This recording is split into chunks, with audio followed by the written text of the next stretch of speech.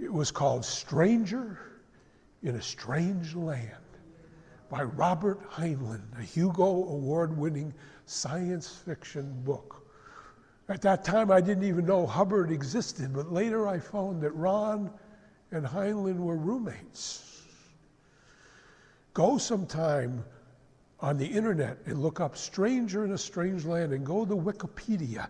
You will find some very interesting parallels between the book and Hubbard's eventual development of the technologies. Fascinating. They had a concept in there called grok, grokking. Right? There was a great character, I wanted to be him, his name was Jubal Harshaw, and he said he was discussing grok with someone, and he said, "Do you grok?" They said, "Oh, I don't grok. It was a big misunderstood word. But see, the guy was a Martian, had been raised by Martian elders. His name was Valentine Michael Smith. And he was the lone survivor of an expedition to Mars, and he was raised by Martian elders, and he came back with all kinds of OT abilities. And Jubal and everybody else were trying to grok what those abilities are. What was grok? It was to permeate into the reality to such a degree that you came to the top of the Noda mystery scale. You knew in every fiber of your being what it was about. I was grokking Liza more and more and more.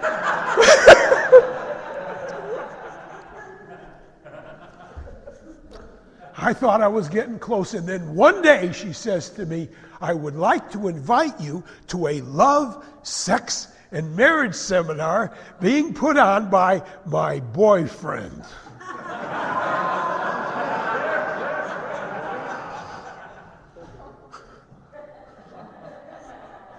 Now there was my first experience of a major key-in.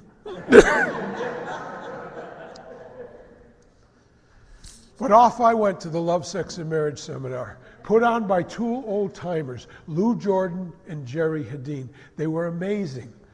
They were the kinds of old-timers that Ron said, really duplicate the philosophy and then apply it. I mean, so you knew it inside and out. I used to give PE lectures, introductory lectures to people at ASHO, and I would say, want to know what affinity is? Want to know what love is? Affinity is a scale of attitudes that falls away from the coexistence of static through the interpositions of distance and energy to create identity down to close proximity, but mystery. Huh?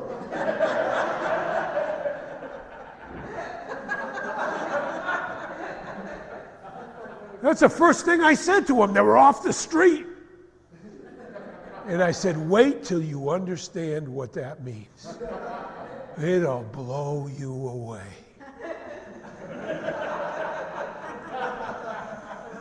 Affinity is a scale of attitudes. Dexter introduced this a little earlier in the seminar. An attitude is a habitual mode of regarding anything. I like pistachio ice cream. I don't like chocolate chip ice cream. Habitually, don't you give me no pistachio. You give me only chocolate chip. Otherwise, I don't like you. See, affinity, based on an attitude. I think Obama's an asshole. This is an attitude. I thought he was an asshole yesterday. I think he's an asshole today. And in all probability, I think he's an asshole tomorrow. See, that's attitude. Other people think he's great. Different attitudes. Different viewpoints. Which, by the way, is the introduction to superpower. Viewpoints.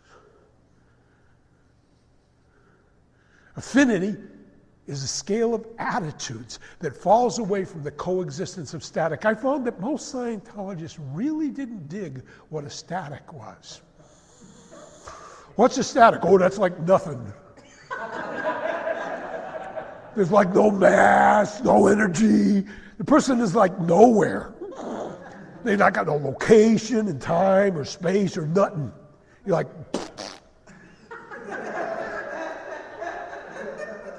you go, who the hell wants to be that? I want to be at Disneyland with a beautiful woman. I don't want to be nothing. You know, forget about it. I'm going to pay money to be nothing. You know, I'm not going to do that. But see, what they missed was, I don't know why it didn't get stuck in the axiom. If you go into creation of human ability, you'll find that the static has all qualities. Intrinsic magnificence. Magnificence beyond your wildest imagination. I was blessed in this life 3 times with experiencing a degree of love, a degree of affinity so magnificent it left teleporting a car down the freeway for dead. There was no idea that anything could get any better. There was no concept of betterness. It didn't exist. It was total, complete satisfaction, absolute, ongoing magnificence, with no idea that it could possibly get any better. It was impossible for it to get better. It was totality, and then it got better. This is static.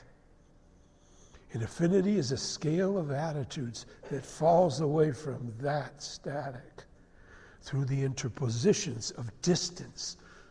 You stay on your side of the fence, and I'll stay on mine, you son of a bitch.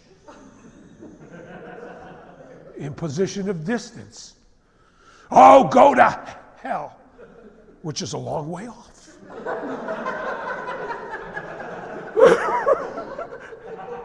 Right? I'm going to put up a fence. You stay on your side of the fence, I'll stay on mine.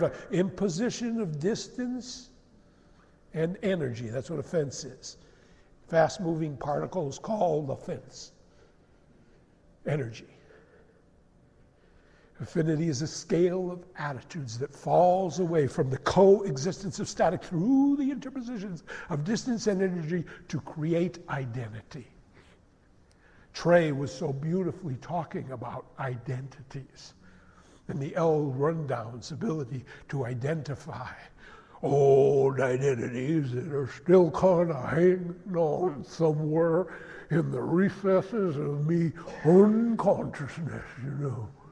Identity. What's an identity? An identity is a set of attitudes. What makes one person different from the other? Their attitudes. I used to teach negotiation skills. The number one principle was people value things differently.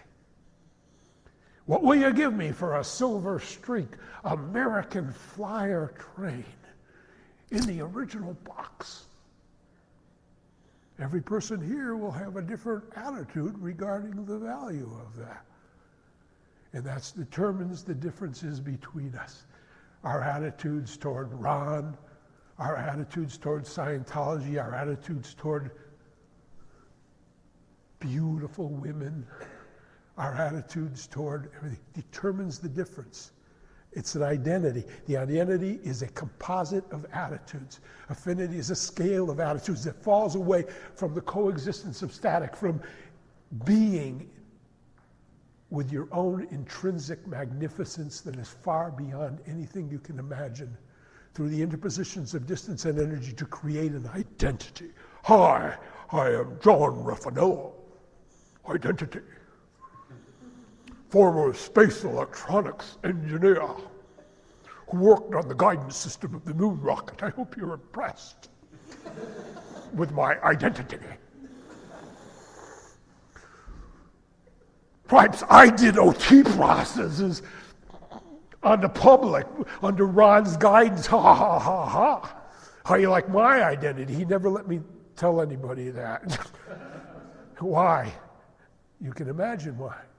Because people would bounce against your identity. Oh, he's doing OT process. How come I don't get to do them? What am I left? than him or something, you know. Affinity is a scale of attitudes that falls away from the coexistence of static to the interpositions of distance and energy to create identity down to close proximity, but mystery. Who the hell are you? I don't know you. I don't know your name. I don't know what you think of Reagan.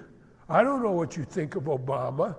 I don't know if you're an ex-Scientologist or a Scientologist or somebody who likes the subject, doesn't. I don't know. You're in close proximity with a person, but you're in mystery. Why? Because you have become an identity who now must use communication, who must now have the consideration and the action of impelling an impulse from a source point across the distance to a receipt point with the intention of bringing into being at that receipt point a duplication and understanding of that which emanated from the source point. In other words, you got to use energy. And you use energy, you become subject to energy. And this is energy. But when you're at the top of the scale, you're not subject to any of this crap. You are a potential, an infinite, powerful potential, capable of considerations and opinions. Old Doc Thibodeau, chiropractor, wonderful friend of mine, was in some people's viewpoints the first joker and degrader. And from other people's opinions, namely mine, brilliant. He would say Thetan is capable of considerations, postulates, and opinions.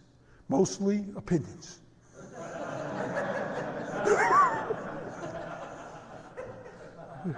Thetan is a character of particular and peculiar properties. Mostly peculiar. See, and we would laugh. He didn't have any negative intention. He was wonderful. He would tell stories from morning till night that would make you laugh, that would bring you back into the intrinsic nature of who you were, because you would laugh. Your attention would come off of things that made you feel bad and onto things that made you feel good. He told a story once. He said, I had a Baptist minister friend of mine. This is a great story on the subject of who to follow and who not to follow. He said the Baptist minister was in Farmington, Connecticut, which is right next to my hometown in Bristol. And he said that the minister was looking for the post office. Couldn't find the post office. Finally stopped this bright-looking kid, bright-eyed, there, present time, there are. And he said, Sonny, can you tell me where the post office is? The kid's not a pause, no lag. He says, sure, you go down the red building there, you take a left, you go down the light, you take a right, the post office right there, you can't miss it. The minister thought, whoa, bright kid. Maybe I should try for a convert. Bring him into the fold, bring him into the church. So he looked down at the kid and he got his big voice going, Sonny, how would you like me to tell you how to get to heaven? He said, the kid never paused an instant. He said, I don't think so, mister. You don't even know where the post office is.